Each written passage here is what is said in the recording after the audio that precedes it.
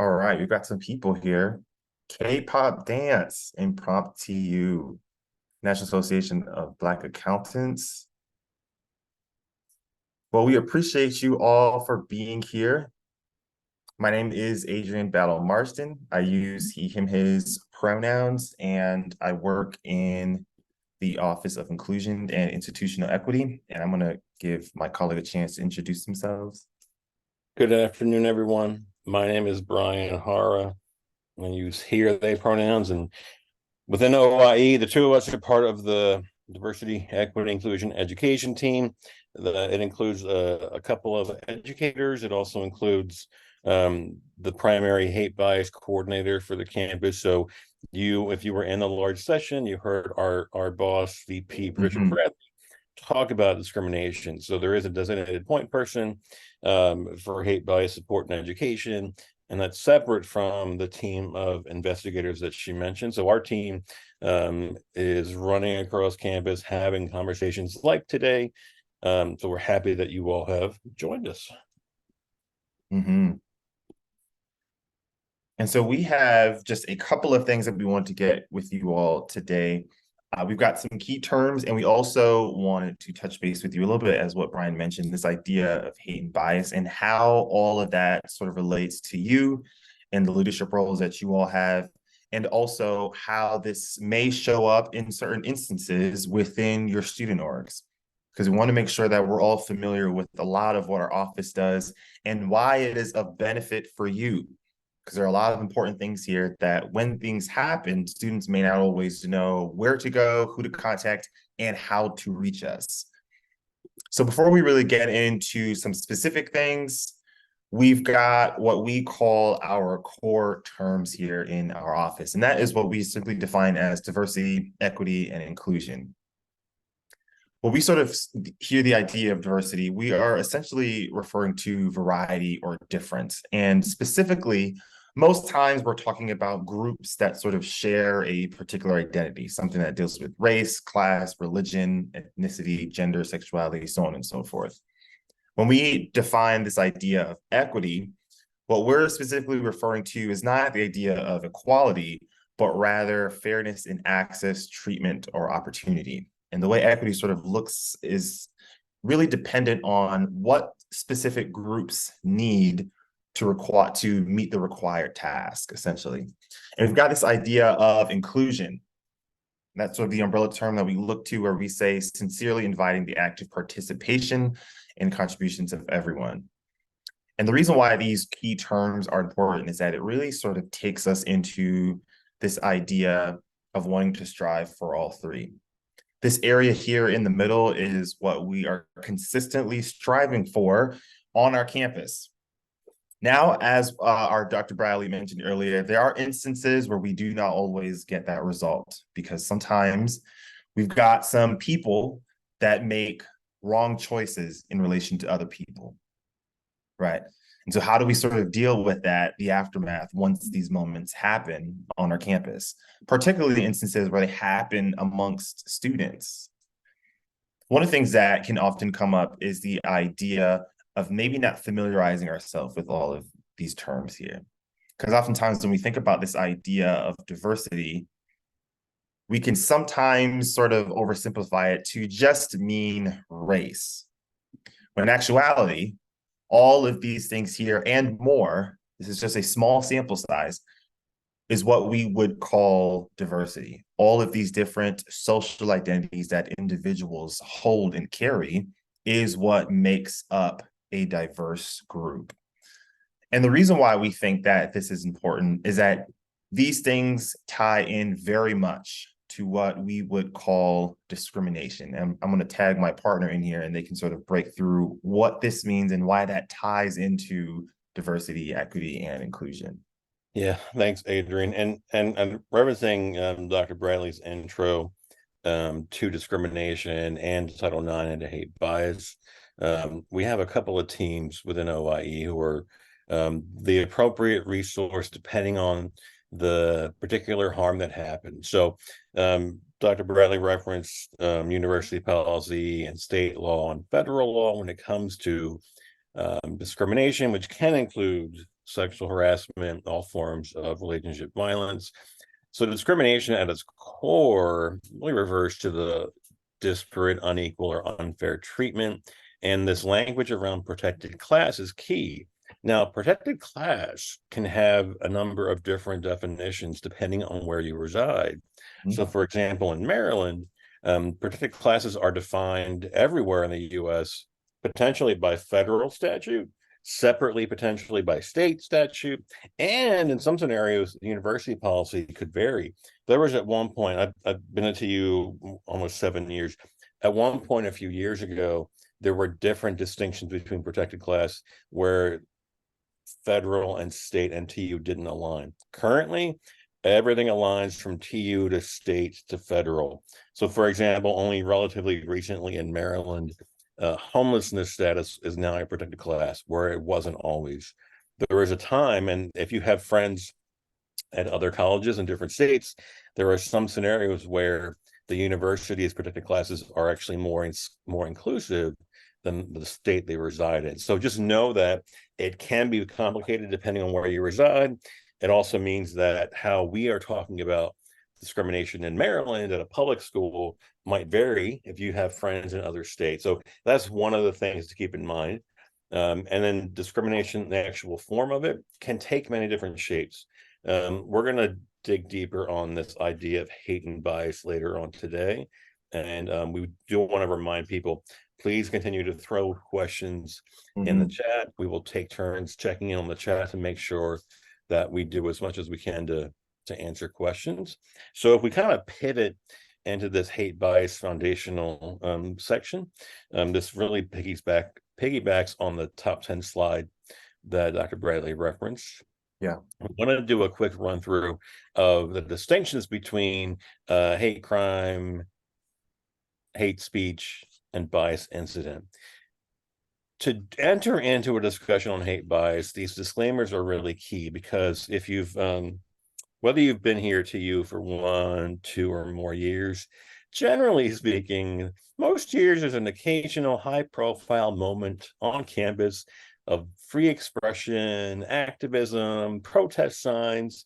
So the first disclaimer really wants us to remember there's a real distinction between this idea of freedom of expression, which is protected by the First Amendment, versus freedom from consequences of your free expression. So if any of you have been on campus, either here at TU or elsewhere, and seen moments of protest or activism, there are lots of scenarios that most campuses see that we'd love to run through as a sort of a case, because we want you all as student org leaders can help us continue to educate our campus around things like free speech, around hate crimes, because there's still lots of misunderstandings that we'd love to tackle questions or scenarios today to help you all get more insight into how the university operates.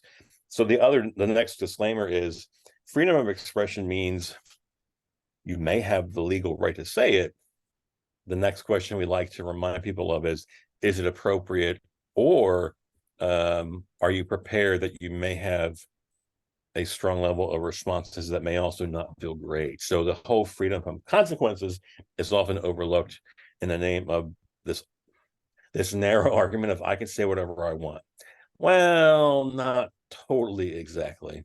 And ultimately, as a public institution, TU is trying to do two things at once. We're trying to always support free expression that is protected by the First Amendment, and we'll tackle some advice on where's that line where things become not protected, and we want to get to that. And ultimately, how do we support free expression, but also how do we make sure that anyone who's a part of our community and has experienced some harm, that we acknowledge that harm happens, and sometimes harm happens and there's a clear policy that we can go to, and sometimes harm happens and there's not an actual policy violation, but what is it appropriate? How do we make sure that you all have the support and resources? So I'm glad that before I got ready for this session, I was in a large session.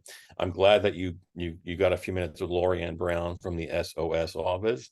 their core is to make sure that you have support you need, separate from whether there's an incident that rises to the level of an actual conduct code or policy violation. So we welcome those questions to make sure that you feel a little more comfortable before our session is done with those kinds of differences.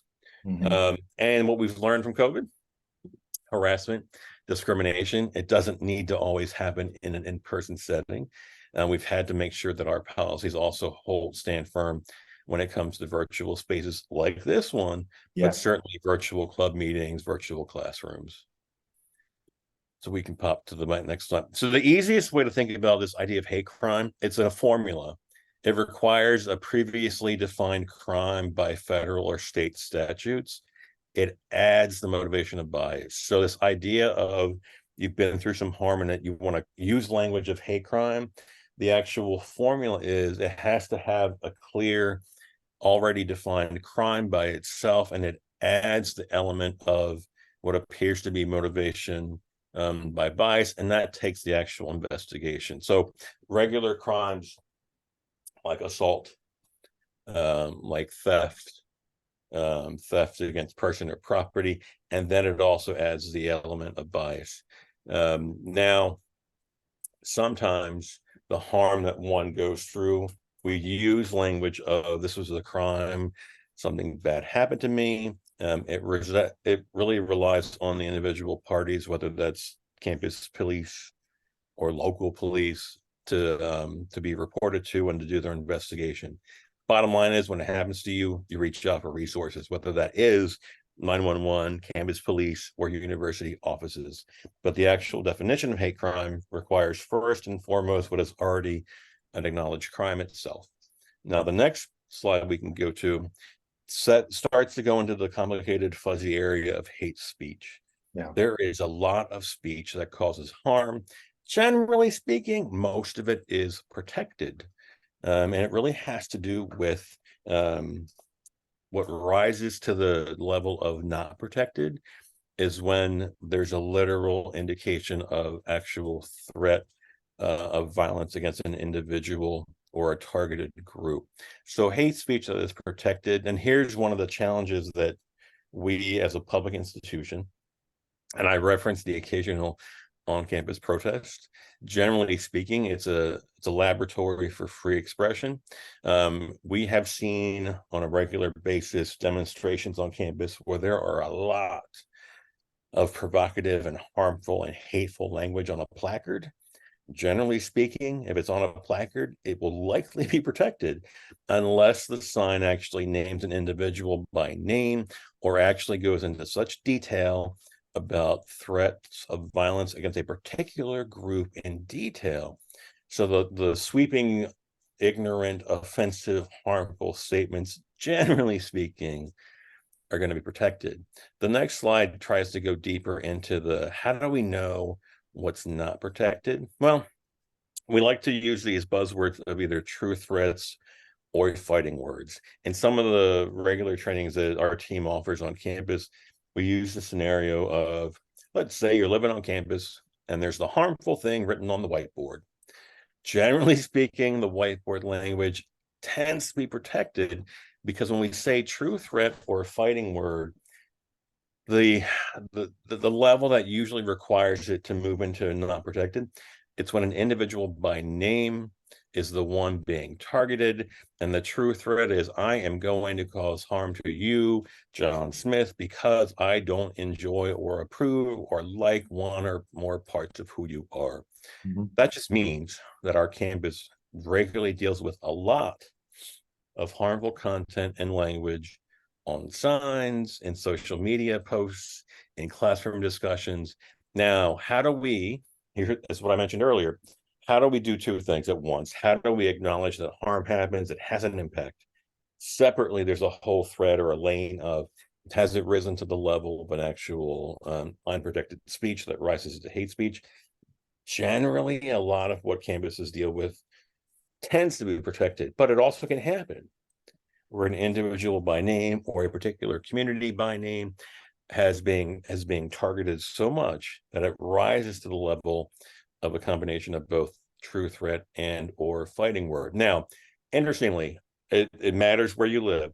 In the last couple of years during COVID, Maryland tends to have more forward-thinking and inclusive guidelines around hate and bias. So, for example, in the state of Maryland, since about 2020 or 21, images can rise to the level of hate. So there's a slightly ambiguous line in recent Maryland legislation that says images such as swastikas and nooses do automatically rise. Now, the problem is it says images including. So there's ambiguity around what are the other images that the state would define. The state didn't do it, but it at least rises to the level of needing to do more investigation. So something like that, particular images, the reasonable person in Maryland, the legislation says it's reasonable to expect that most people would see those images and find it offensive. So this is where it gets complicated. It is not your job as org leaders to police nor to be lawyers. We just want you to know there are people you can reach out to get some guidance. But the most important thing is when someone's feeling harm, how do we make sure we get them the support and the resources that they need? And I would want to point out that another thing that Brian sort of mentions is we understand that like there are instances where things come to our office and it may not reach the actionable level in which perhaps you may not get the results that you want because you were hurt, you were harmed, your feelings were harmed due to what was said. And so there are things that our campus does try to do proactively, which is primarily why our DEI education team does what we do to sort of proactively engage in these conversations earlier on so that we can sort of reduce harm in a proactive way. There are also a lot of other restorative practices that are sort of happening. Some of them happen in the dorms, some of them happen in other departments, because we recognize that just because, let's say, our hate bias area in OIE cannot give results that you are looking for, does not mean that all solutions are gone, right? Because we recognize that feelings may be hurt in these instances. And so that is, again, part of why we sort of take on that responsibility of engaging in these conversations like we're doing today to sort of proactively educate people so that they can sort of know what our campus is providing for its student body. Thanks for that, Adrian. The last category, so between hate crime, hate speech, and now bias incident. Bias incident is naming an interaction. There's not an actual policy violation that sets us up to say, you as a member of TU's community has been found responsible for a bias incident. There's no policy that says, therefore, you must have this punishment. It just names an interaction that still we make available support, resources, education, different options, as Adrian alluded to. But bias incident has to do with an interaction that doesn't meet the level of a crime happening, but still is causing harm and still has evidence or motivation of bias because of actual or perceived identity in a particular protected group. And we stress the actual or perceived because it doesn't matter whether the individual targeted and harmed actually identifies in a particular category. If someone assumes or treats you with the harm targeting that category, that identity, that's what's more important.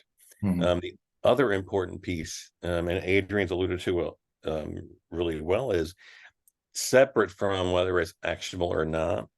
TU tries to prioritize what's the support about how to address the harm.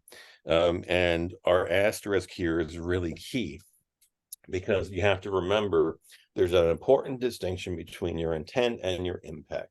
And when it comes to supporting individuals harmed, impact is what matters.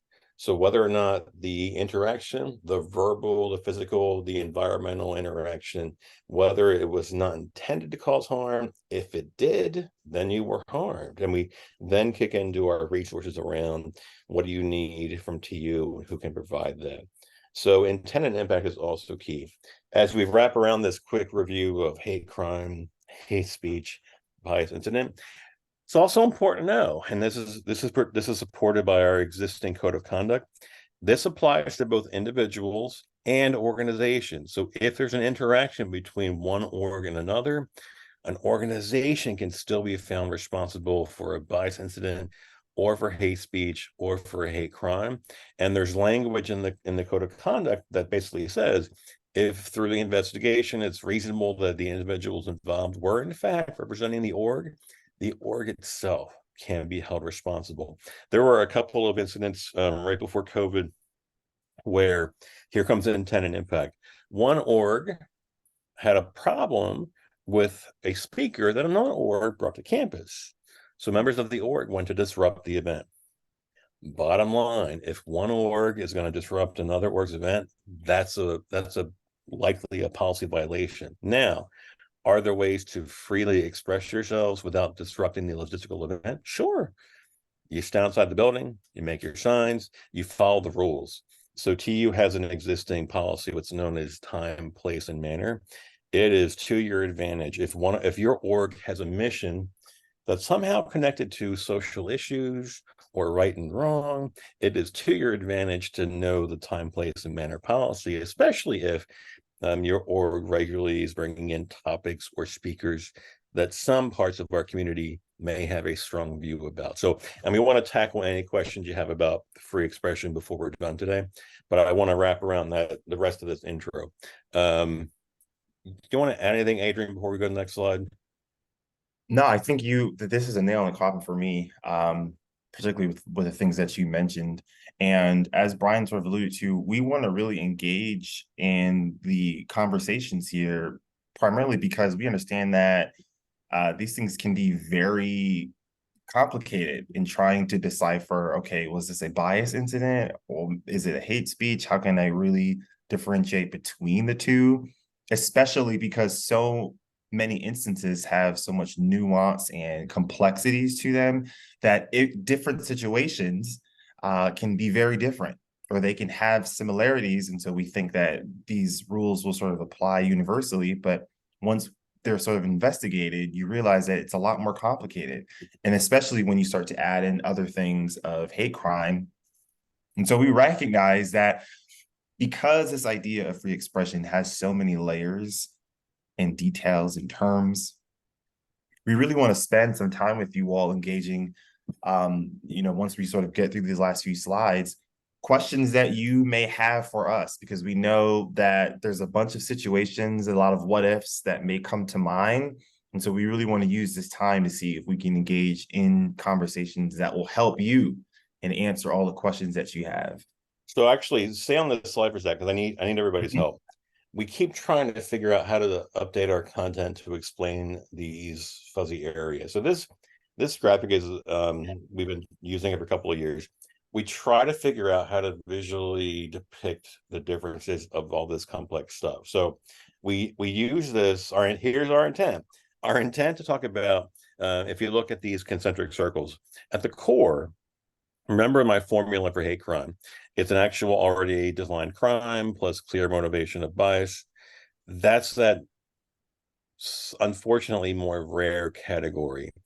Typically what happens is harm is happening in lots of different ways that doesn't rise to the level of an already defined crime plus clear evidence of bias. So hate speech, the next ring outward, is that all the language that, as I said, usually is protected, only in that rarest case of true threats or fighting words isn't protected. Hate speech is what it is.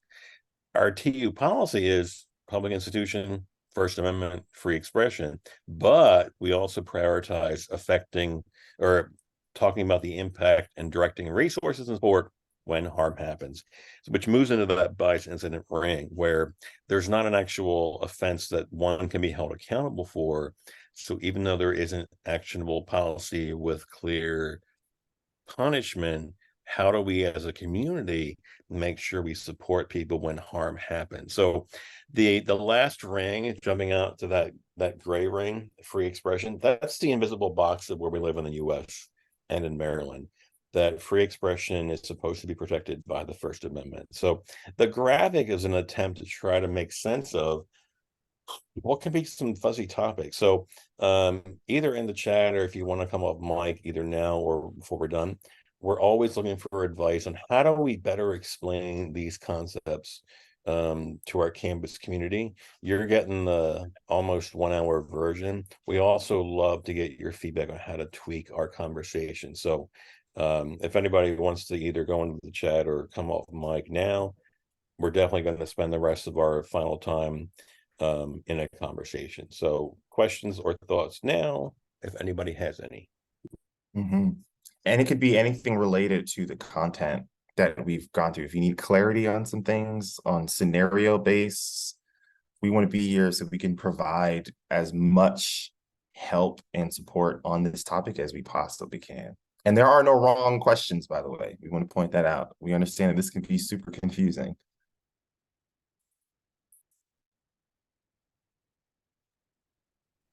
Continue to use the chat. Well, let's wrap through the rest of our planned slides, and then we'll spend the rest of our time in conversation.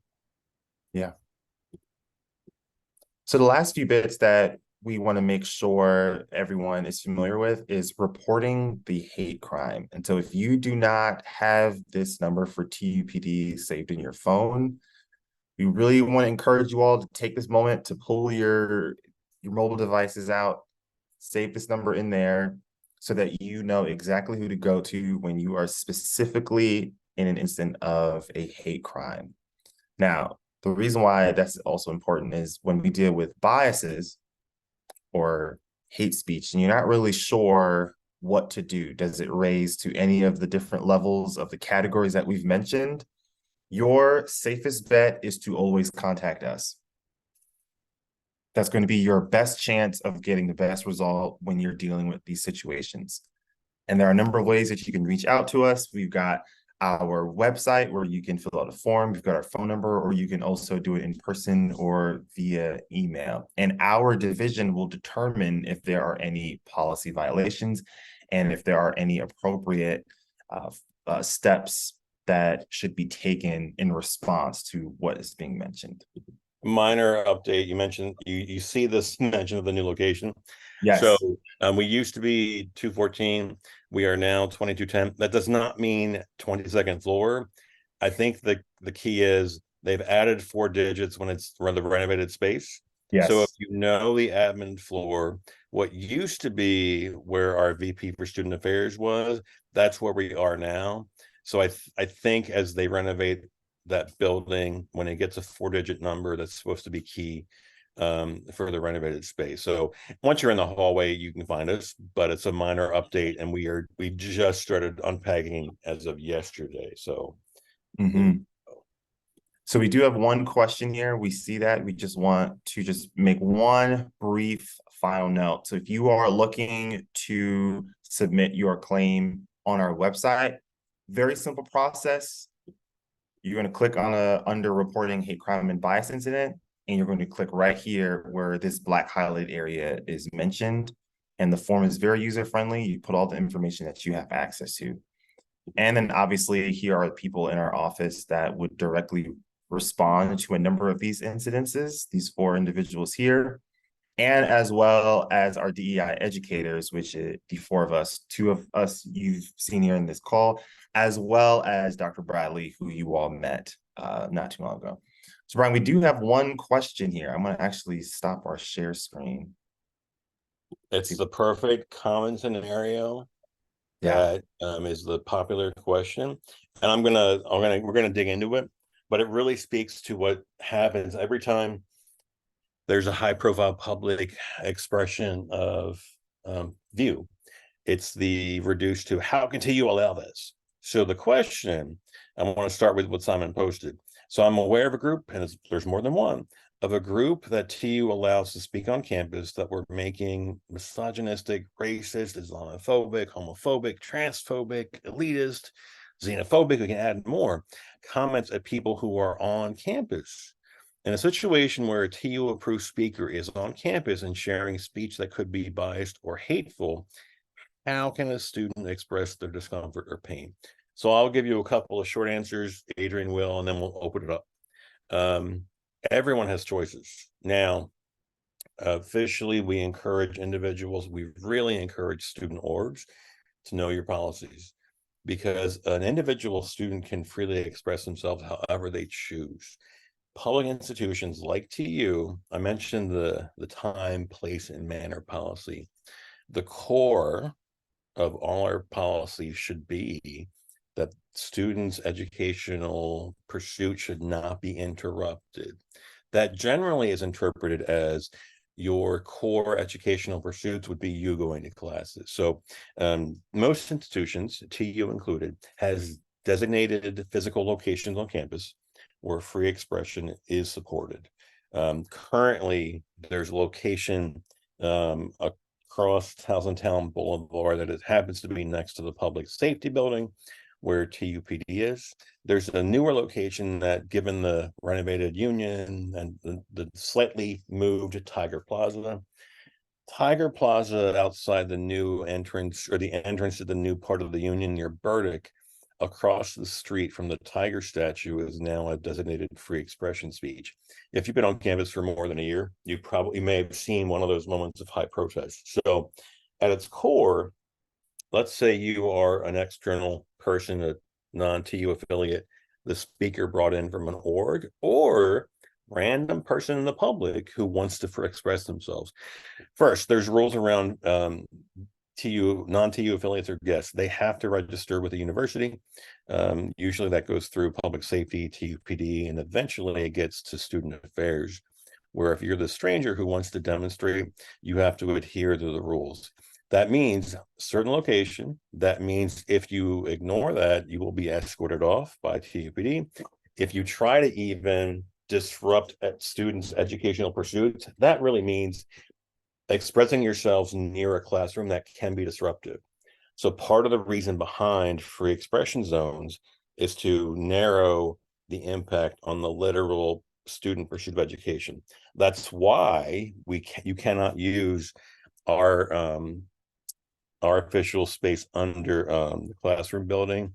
Our actual space, it's good for our students, but not for official public demonstrations. So getting into back to the question, time, place, manner policy defines where, how, and when.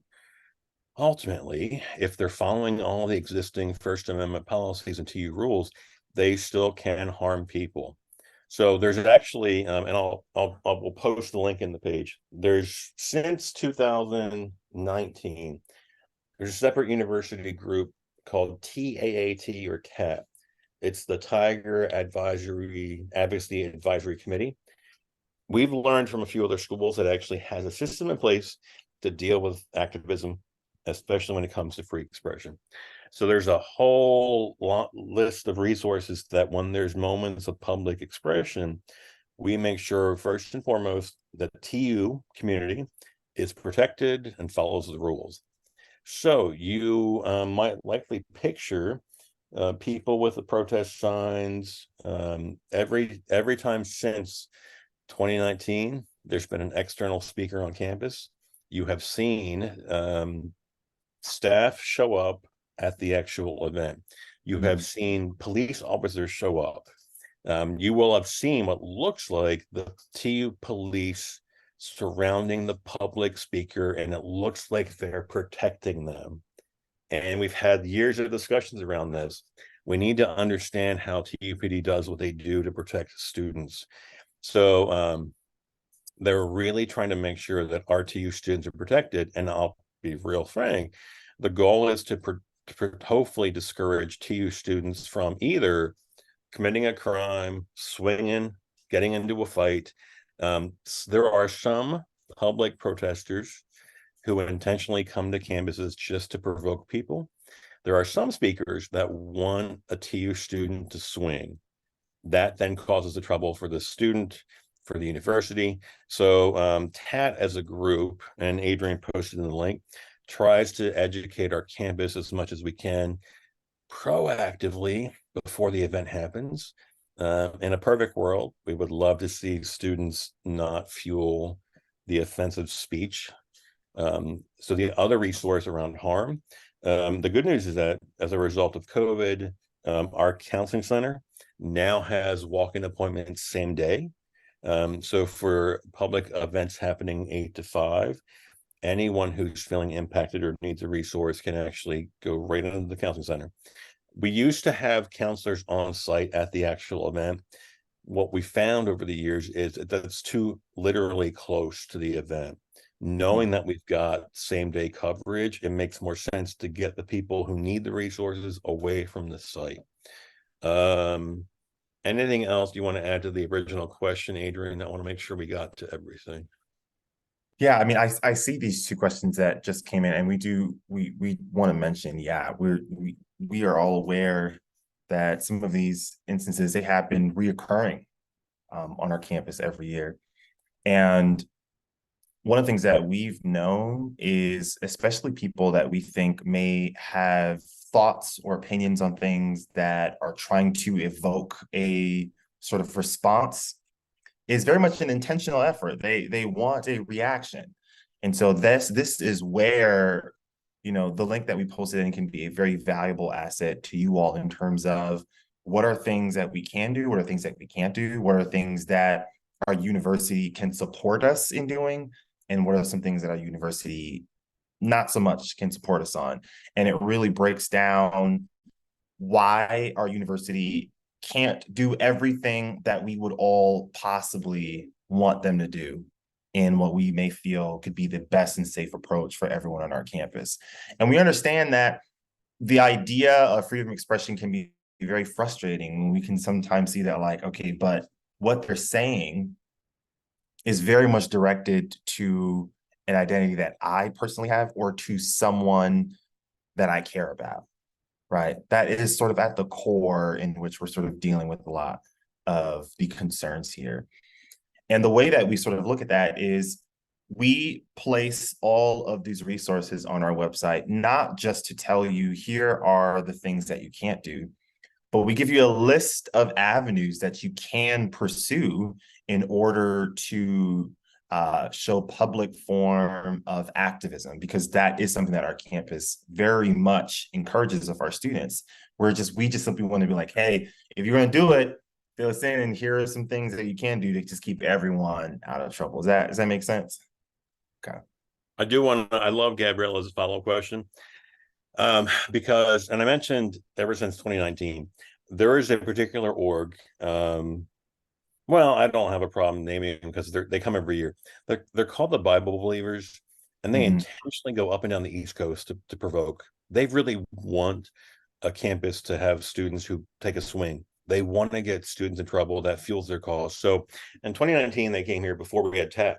They took up shop on the island and on Cross Campus Drive between Center for the Arts and the Union. That happens to be Baltimore County property.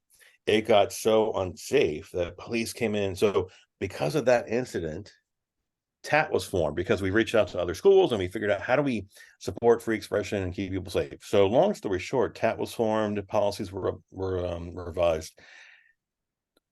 What came out of that were a couple of campus discussions, and so many students, faculty, and staff have the interpretation that's alluded to in Gabriella's question. It was, why would TUPD protect these horrific, offensive, rude, sexist, homophobic, bigoted protesters? It looks like they're protecting them because what you typically see, TUPD shows up, they bring the plastic barricades, they put the barricades around the rude people, and they typically, I'm going to move, they stand, the officers, with their backs to the rude people. If you understand how our officers do their job, that is the actual setup that always puts them in line of who matters most, our students. It's such an interesting scenario to unpack. So many parts of our campus see that every time it happens, and they always assume, why is TBD protecting the assholes? They're actually not. The way that they are trained, it's called entrance and egress. The best way that they can do their job to protect us is to always be able to see us. So I would love to find other examples from y'all. How do we get that word out that when you see a protest, a little golf cart brings the plastic barricades quickly. That's to control the offensive assholes. So how do we do more education in advance to explain the standard practice to keep TU community safe? Is to make sure we can literally contain the rudeness, contain the homophobia, contain the protected speech that will offend and harm our community. That's that nugget that we've learned ever since that high profile incident, is how do we keep our community even safer. So not to go far into the weeds, but that's that moment that still every time it happens, there is always somebody walking by who interprets that as, why is TU protecting, allowing, and keeping safe these horrific people who are filled with hate? That is their training to keep us safe. So that's the explanation, but it's such a common question. I'm loving that it was asked. That's typically in the heads and hearts of our campus whenever these moments happen. Yeah. Excellent question that you guys pose, because it's one that happens often every year. We've got a few minutes left for any other questions that you all may have in relation to hate and bias. It could be questions about what our office does. It could be questions about, the scenario that we just talked through. Maybe there's something similar that you may have questions for. We really want to be a resource to you all in the best way that we can, with all the information that we think could really benefit our entire student body. And of course, you can use the chat as well if you all have any questions in there.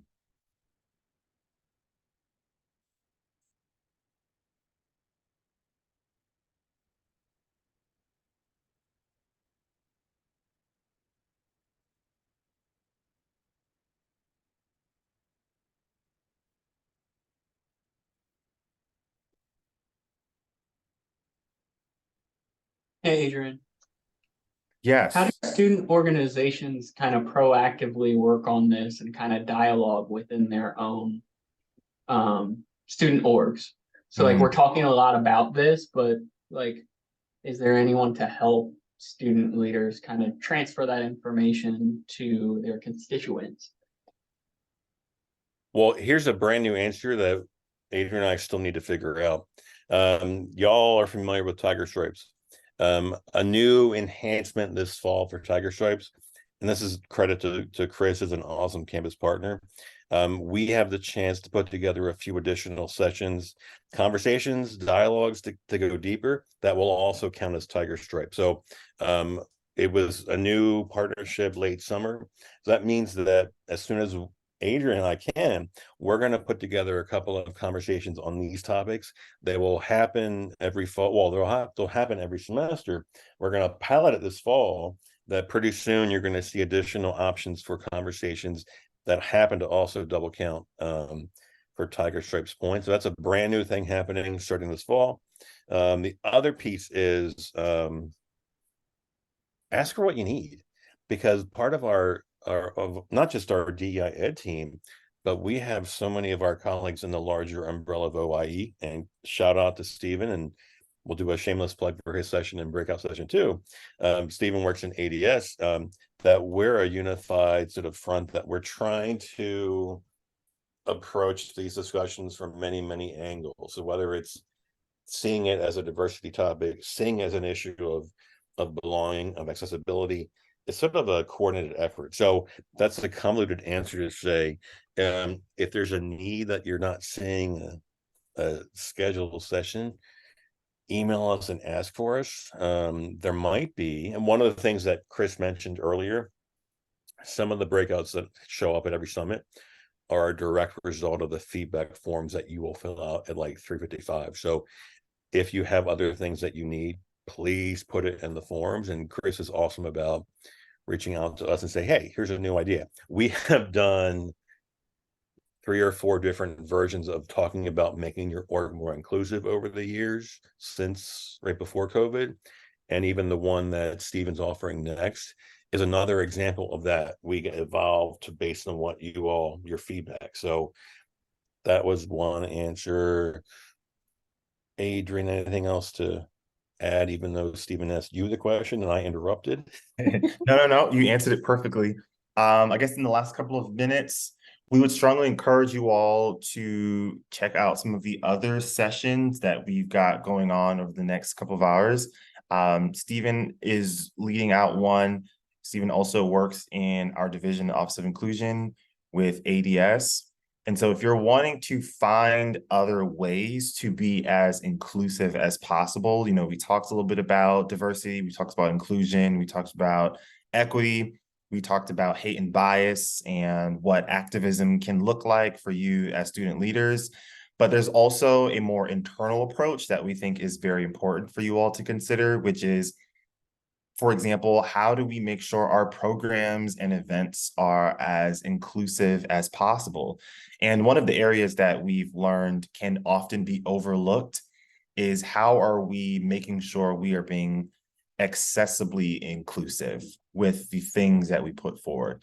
And so Stephen is going to walk you all through what are some things that we should be considering, things that you may easily look past, but could have a very significant positive impact on people that may be in the disabled community. And that could essentially grow who would feel more included in your programs because they know that once they go to these events, you're thinking about them. And so that one's going to be follow up right after this one. And so if you do have any interest in that, we'd love for you all to attend that as well. Stephen, did I forget anything before we let them go? Nope, I was just gonna say I'm headed to my session now and I hope to see everyone there. Perfect. Well, if you all have any questions, you know what our website is, OIE. You know what, I'll put my personal email in the chat right now. And so if you all want to reach out to us, feel free to contact us. And there's Brian's email as well. So if you all have any questions that maybe you weren't comfortable in asking, you can send us an email directly and we'd be happy to help you. But with that, we want to thank you all so much for your time. I'm going to go ahead and stop the recording.